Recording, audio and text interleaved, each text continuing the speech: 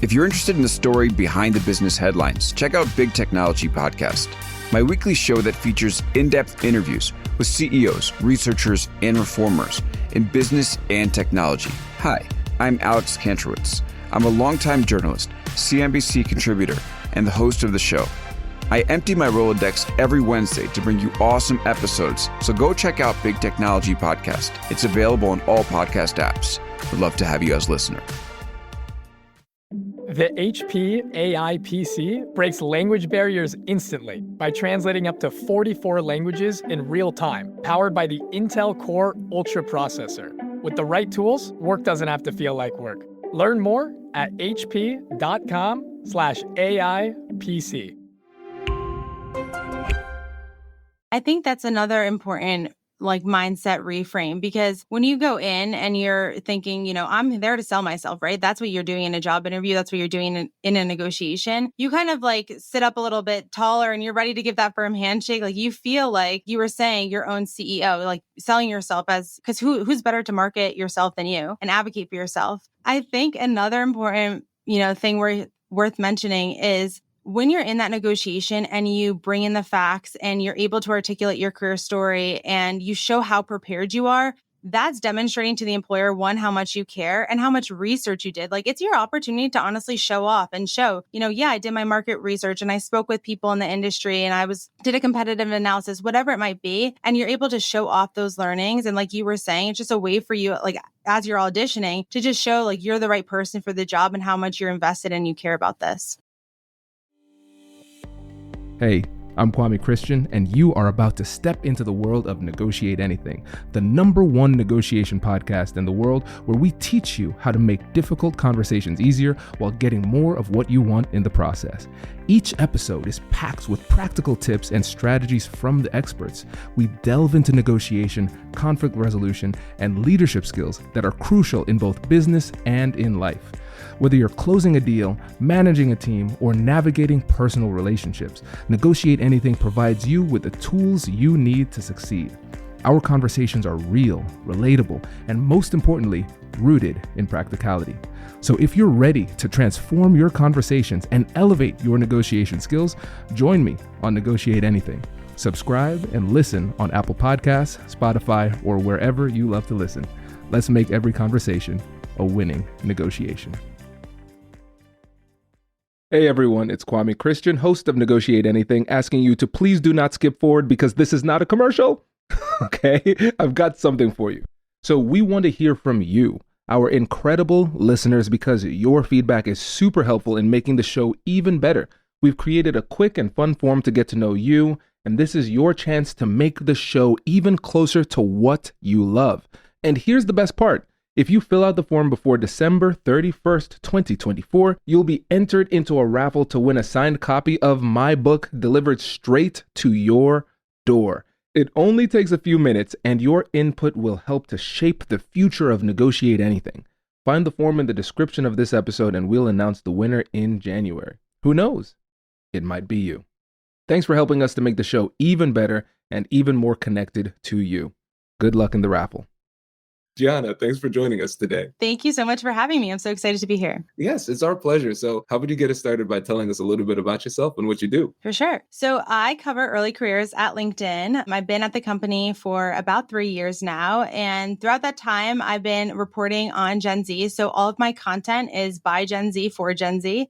And I have a LinkedIn newsletter where I share all those insights. So for the past 3 years, I've been speaking to Gen Zers about their jobs and their unique career paths to help other people just understand what kind of jobs are even available when you're starting your career. And then also experts who can help us figure out all those career firsts, like the career 101 crash course that we all needed in college, because I've realized how much I didn't learn in school about negotiating, figuring out what I want in a job, setting boundaries at work. So a lot of my reporting for the past few years has been guided by my own post-grad journey of trying to figure out, corporate America. And my newsletter recently rebranded because I am now the co-host of Let's Talk Offline, which is a new podcast from LinkedIn and iHeart Podcasts. And it kind of extends the coverage I've been doing for the past few years. And we're talking all about what it takes to succeed in the workplace. And I co-host with my colleague, Jamae Jackson Gadsden. She's amazing. She brings in this influencer perspective, and she's a millennial, so she has a bit more experience that she's sharing with all of us kids. And so, yeah, a lot of my job now is speaking to experts and speaking to Gen Zers about all the things, like I said, that we don't learn in school, to kind of give people who are starting out that toolkit or that rule book that we wish was handed to us on day one of our job.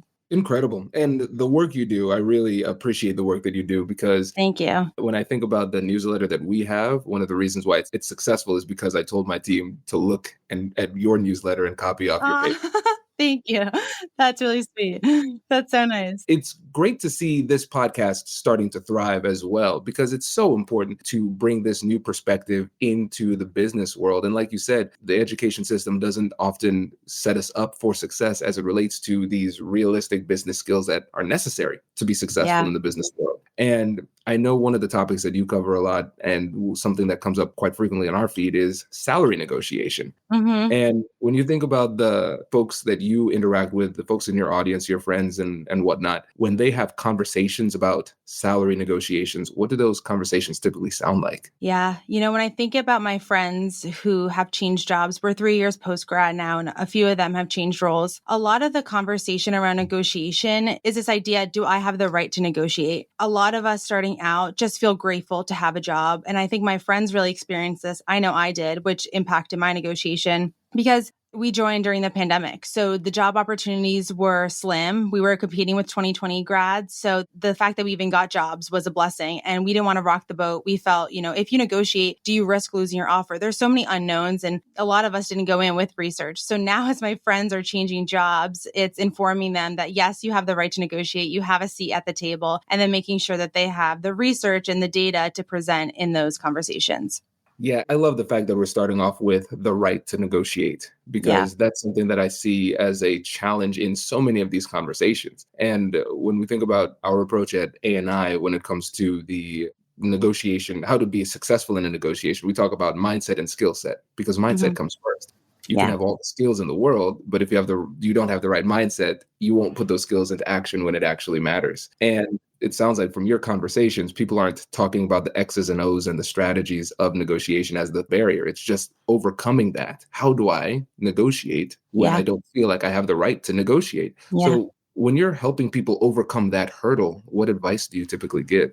I think the biggest thing is it's a mindset shift. And first, it's taking the emotion out of negotiating. I feel like when you approach that conversation when you're younger, you feel like, okay, well, what do I have to offer? And am I greedy if I ask? And the reality is, and I tell this to my friends and people through my reporting, other Gen Zers, employers are expecting you to negotiate, right? So that aside, take the emotion out of it. And then also you have to view it as a bit of a transaction. And my co-host Jamae says this all the time. We did an episode, our second episode was on negotiating. And she says, your job is an exchange of goods and services. So you're bringing something to the table and they're offering you something too in return. So when you kind of view it that way, you have the right to negotiate, right? And I think this kind of tracks back to also understanding how valuable your experience is when starting out, because it's intimidating when you're applying to jobs. And we tackle this too on the podcast, when there's 3+ years of experience required for a role. So you kind of have to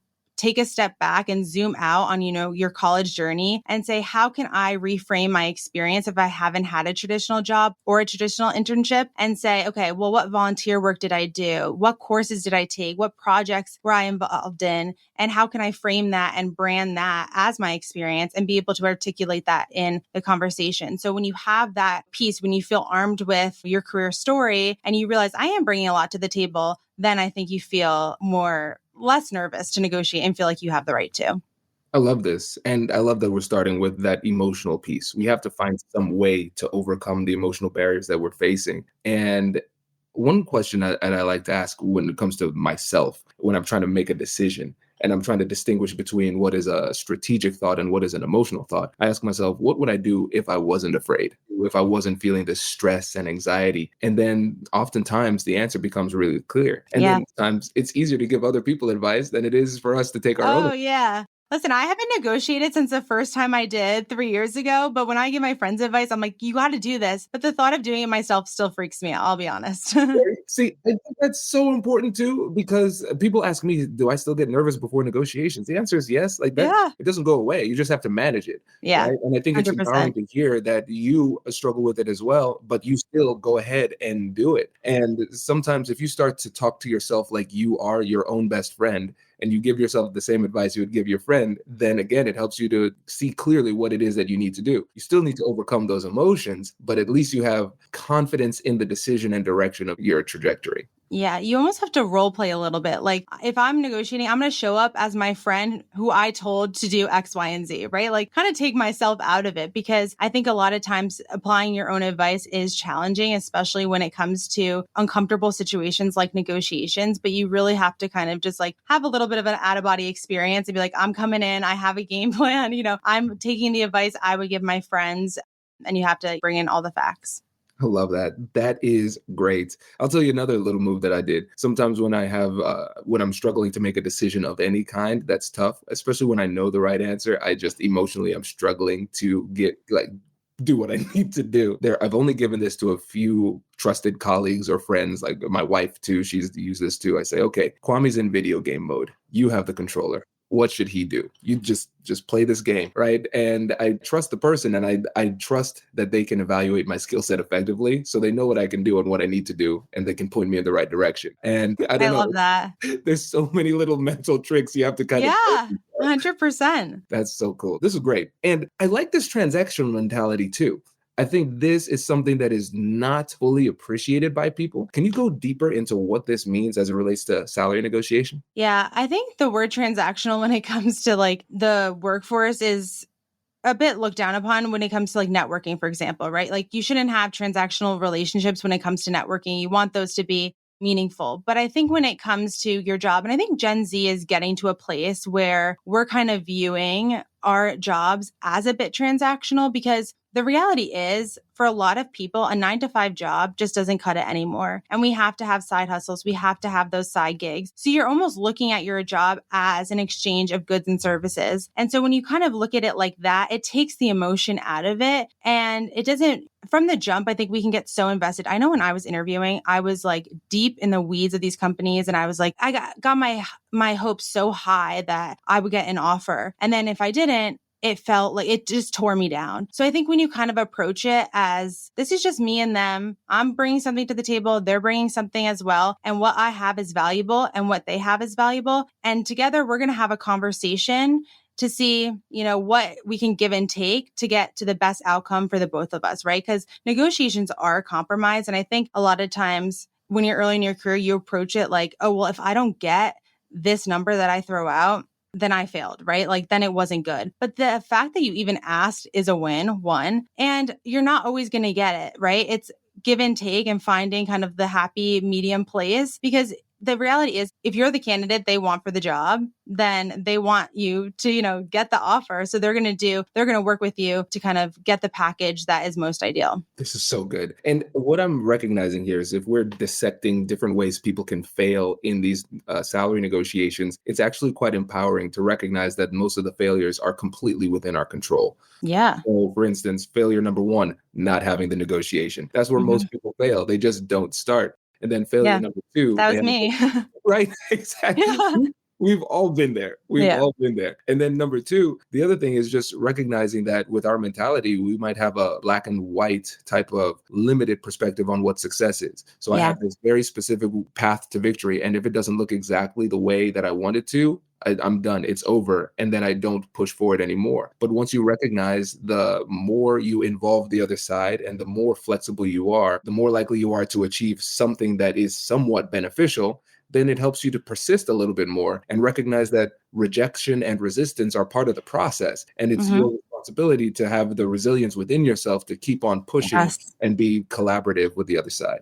Yeah, that's so important to say, because I think when they push back immediately, like you kind of shrivel up and you're like, oh, okay, I pushed too hard, right? But you have to expect that. It's supposed to be a back and forth conversation.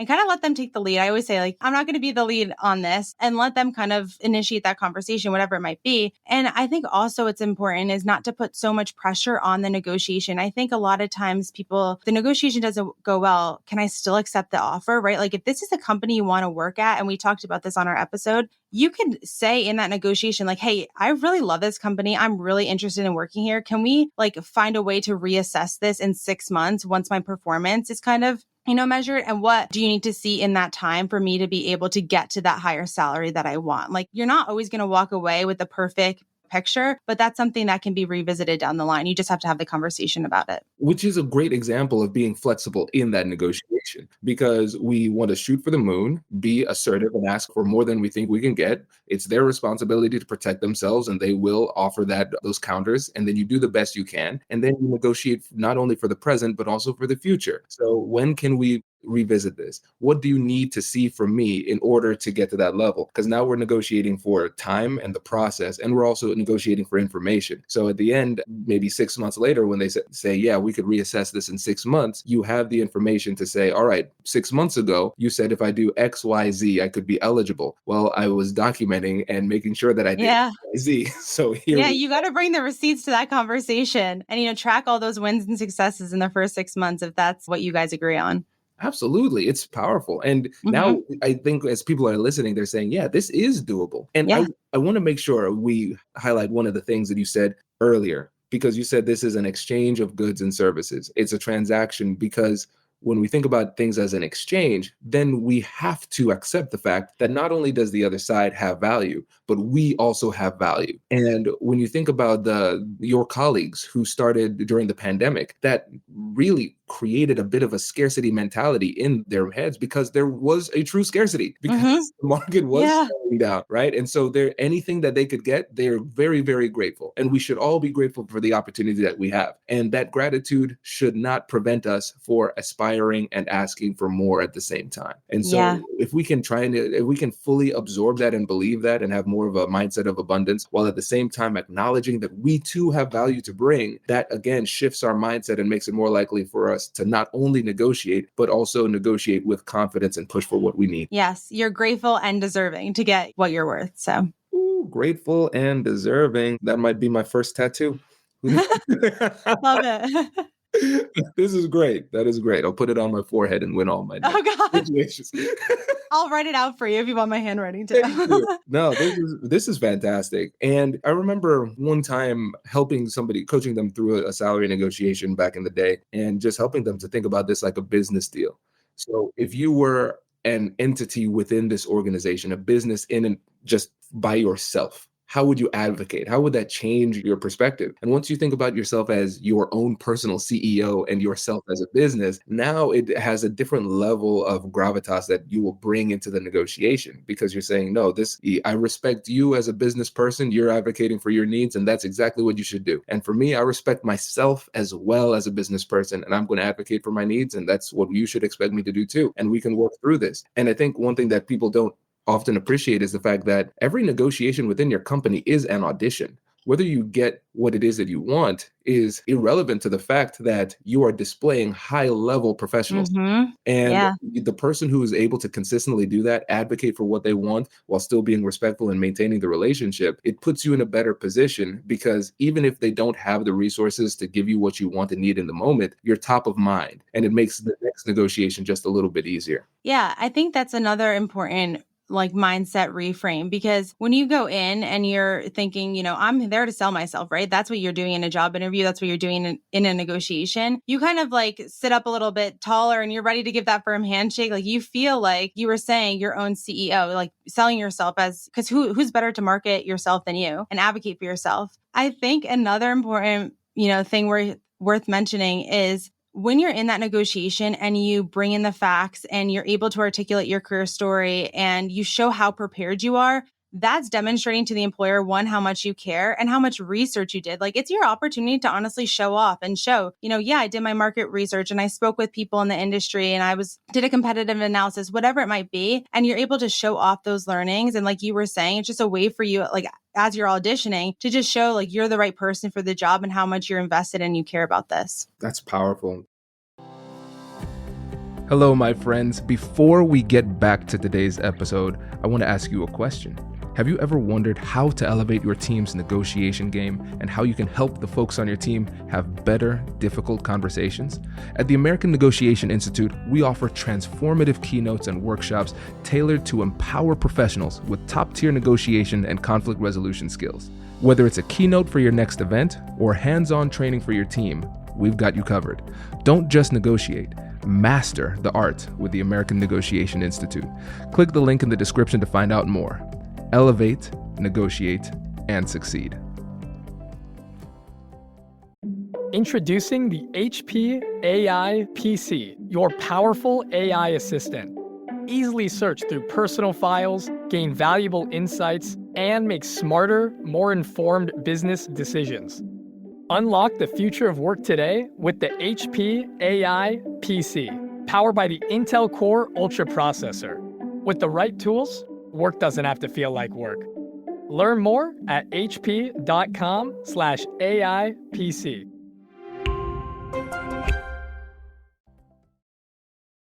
I think that the career narrative and the career story is so powerful, but often overlooked because we have a very limited perspective on what that is. We might just look at our resume and say, this is my career story. No, those are data points that you use to create cohesive narrative. Those two things are not the same. And so when you think about weaving together a cohesive career narrative, what does that look like and how do we do it?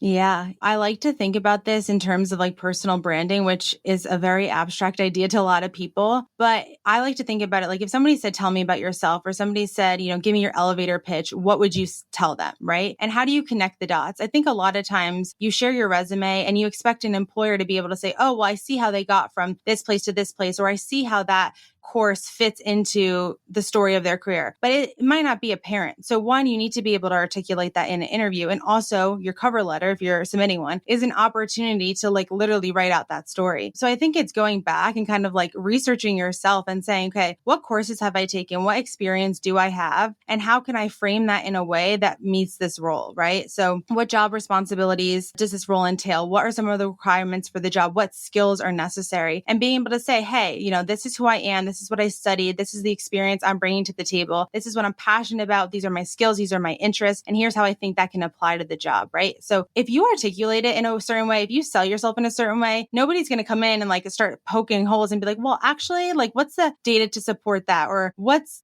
just like kind of poking holes and making you feel like invalidated, right? Like if you sell yourself in a certain way, somebody's gonna be like, oh, okay, I want to know more about that. And I think people don't realize the value of just being able to market yourself and being able to clearly articulate your story in such a way that like captivates the other person. Gianna, you hit on something that I think is often overlooked as one of the barriers that people have with telling the story, especially if they're a high performer. Sometimes I realize that they are perfectionists and then they say, well, this story, it could have been better. There's some holes in it, and these people will probably find the holes, and then I'd have to explain it. No.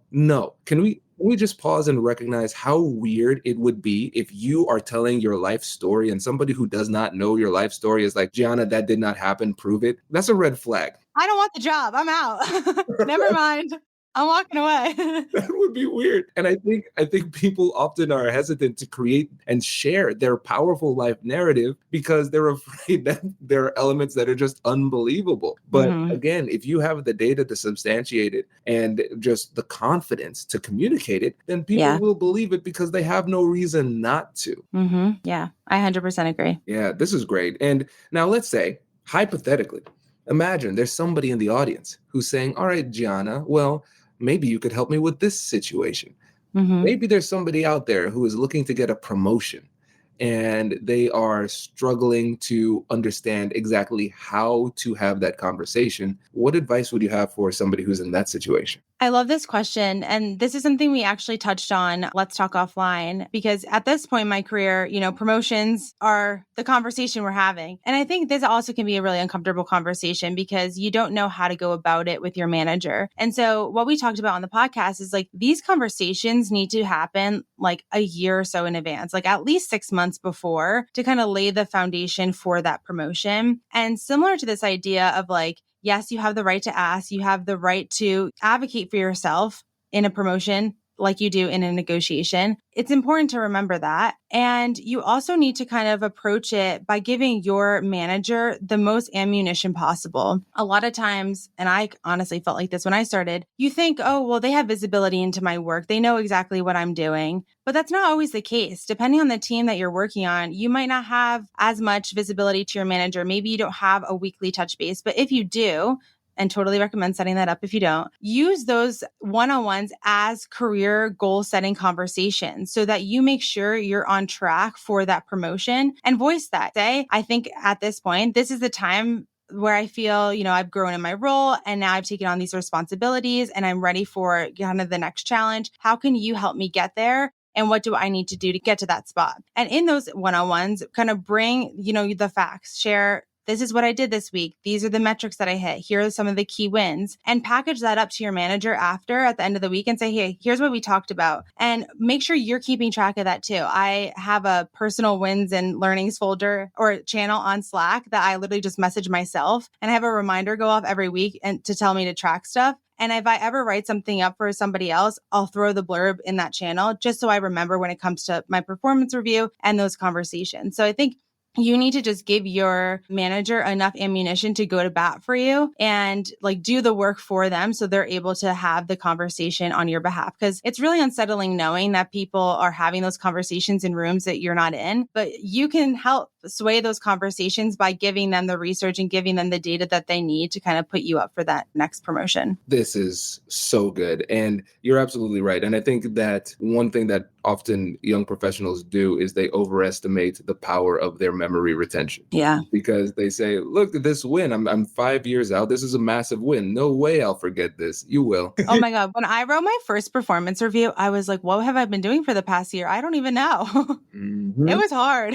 Yeah, it can be scary if you have not taken the time to do the research, because you might be in a position where you say, hey, I want this promotion. I really feel like I deserve it. I've really worked hard. And then at the end of the year, you try to just remember the wins and you can only think of 2 or 3 things. It's like, I've been here for a year. I know I've accomplished more, but I forget what those accomplishments are. And then again, remember, these data points are the tools that we use as markers in our story that we create, our narrative that we create. And so you are giving people the tools that they need to believe that story, hold on to that story, and share that story effectively. Because if you're disorganized in your conversation with the other side and you can't even remember your own wins, how are they then going to turn around and advocate for you? They just saying, oh yeah, Gianna, she's a hard worker. What's the proof? Well, I vibe with her though. You're not going to get anything from that. Yeah. You need that specificity, and the data really helps. Yeah, you have to help them put that package together. And when I started my job, I didn't have that clear of goals. And I'll never forget a conversation with somebody I had on my team. He said, Gianna, you'll have to write a performance review one day. You'll be up for promotion one day. Determine what the goals are for yourself and create metrics, and then figure out a way to track it so that you could present it to, the person. Obviously, I asked my manager, like, hey, are these great goals for me? We had those conversations. So then I knew what I was working towards and I was able to maintain a tracker week to week. Powerful. And what I've found too, there are times, just like any other human, I too have emotions, and sometimes my confidence goes up, sometimes it goes down. And I have this journal filled with compliments that other people have given me, along with different wins that I've had. So whenever I start to feel down and I'm like, man, I haven't accomplished anything, nobody likes me, then I just get an overwhelming amount of evidence. I love that. Yes. Yeah, you need to keep a brag folder for yourself. It's such a confidence boost on those days where you're like, what am I even doing? You're like, oh no, I'm doing good. Powerful. It is powerful. That's great. So I know we're coming up on time here, Gianna, and I appreciate this because this has been really fascinating, approaching salary negotiations from a different angle, and other than listening to Let's Talk Offline. If you had one piece of advice that you would give people in their salary negotiations, what would that parting piece of wisdom be? I would say just look in the mirror, stare yourself down, and tell yourself on repeat, I'm worthy, I'm worthy, I'm worthy. You are so deserving of asking for what you're worth. You just have to recognize your value and be able to articulate it. And I think once you do it, once you make the ask, it will only get more comfortable each time you do. I'm not saying like you'll go in with no nerves, or it might fumble you when it comes out of your mouth, and that's totally fine. Making the ask is a win, but it just starts with like reframing your mindset around it and knowing that you're deserving deserving to have a seat at that table. I love it. Gianna, thank you so much for joining us. This was exceptional. And before you go, remind the listeners about you, how they can get in touch and how they can follow you. Yeah, definitely follow me on LinkedIn at Gianna Prudente. You can subscribe to the Let's Talk Offline newsletter there, and also check out the show wherever you like to listen. Amazing. Thank you so much for joining us. Really appreciate it. Thank you so much for having me. This was so much fun. Wait. Now, before you sign off, I have something to tell you that I've never told you before. Just kidding. I've told you before, but you should listen to it again. I want you to know about Negotiate Anything Premium. Imagine all of the things that you love about our traditional feed, plus so much more. I know you like our traditional feed because you're at the end of the episode. And with Negotiate Anything Premium, you'll get more bonus content you've been asking for, more of the expert insights that you can't get anywhere else, and more exclusive behind-the-scenes access into every conversation. Are you ready to get more of what you want out of your life, career, and every conversation? With Negotiate Anything Premium, you'll have access to more high-level, custom-designed content and insights, giving you the tools you need to negotiate higher salaries, better deals, and better relationships in your life and career. Once I had a listener share that Negotiate Anything helped her to negotiate a $53,000 raise. Could this be you? What would that mean for your life? I've seen firsthand the impact this model has had on my life and the lives of my corporate clients, and I am confident that it can do the same for you. Are you ready to negotiate more of the best things in life? Click the link in the show notes to learn more. I'll catch you later.